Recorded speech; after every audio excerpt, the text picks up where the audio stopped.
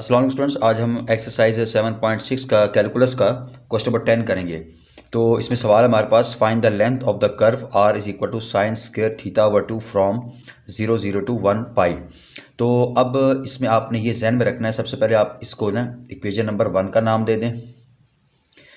और ये जो हमारे पास एंगल गिवन है, तो इसमें ये जो पहला वैल्यू है r की है, दूसरी थीटा की वैल्यू है। ठीक है, तो दूसरे अगर हम बात करें यहाँ पर ये जो ऑर्डर पेयर गिवन है, ये पहली वैल्यू आर की है, दूसरी थीटा की हमारे पास वैल्यू गिवन है। ठीक है, तो अब अगर हम सवाल को देखें तो सवाल के अंदर क्या है, r is equal to sine square theta by 2, यानी हमें थीटा की लिमिट निकालनी है ना।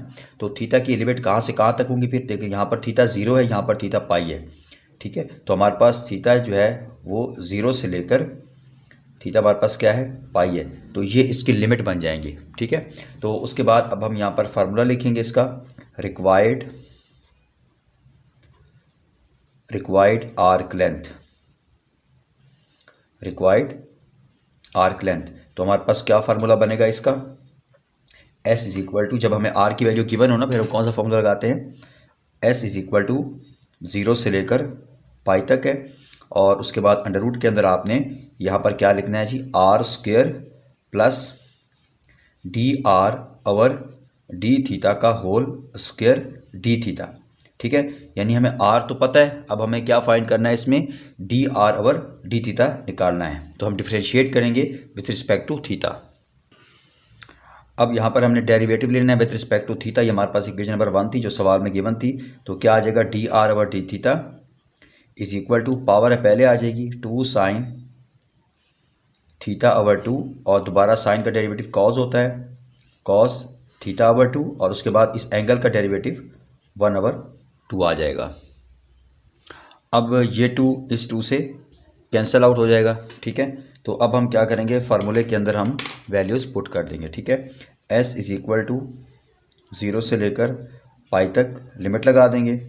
ठीक है, r की वैल्यू क्या थी हमारे पास, यहाँ पर लिखी हुई है साइन स्क्वायर थीटा बाई 2 है, तो क्योंकि यहाँ पर r का स्क्वायर है तो ये क्या हो जाएगा, साइन 4 थीटा बाई 2। ठीक है, साइन 4 थीटा बाई 2 हो जाएगा। उसके बाद plus d R by D theta, ये चीज़ है ना, sine theta by 2 cos theta by 2, ये 2 तो कैंसिल हो गया, तो ये हो जाएगा साइन स्क्वायर थीटा बाई 2, और आ जाएगा cos square theta by 2 D theta.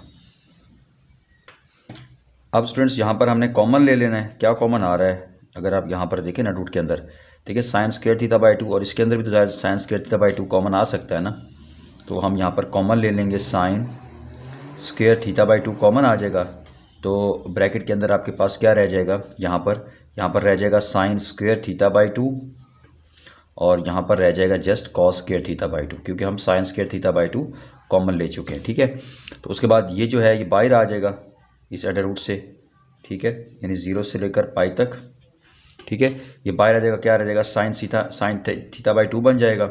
ठीक है, और अंडर रूट के अंदर हमारे पास क्या रह जाएगा, साइन स्क्वायर थीटा बाई 2 और plus cos square theta by 2, यहाँ पर भी डी थीटा है और यहाँ पर भी डी थीटा आएगा। ठीक है, तो अब ये 1 के बराबर है, तो लिहाजा हमारे पास क्या रह जाएगा, यहाँ पर 0 से लेकर पाई तक साइन थीटा बाई 2 का यहाँ पर डी थीटा। अब इसको इंटीग्रेट करेंगे और साथ लिमिट भी लगा देंगे, तो इसकी इंटीग्रेशन क्या होती है, साइन थीटा बाई 2 की माइनस कॉस थीटा बाई 2, और नीचे आ जाएगा 1/2।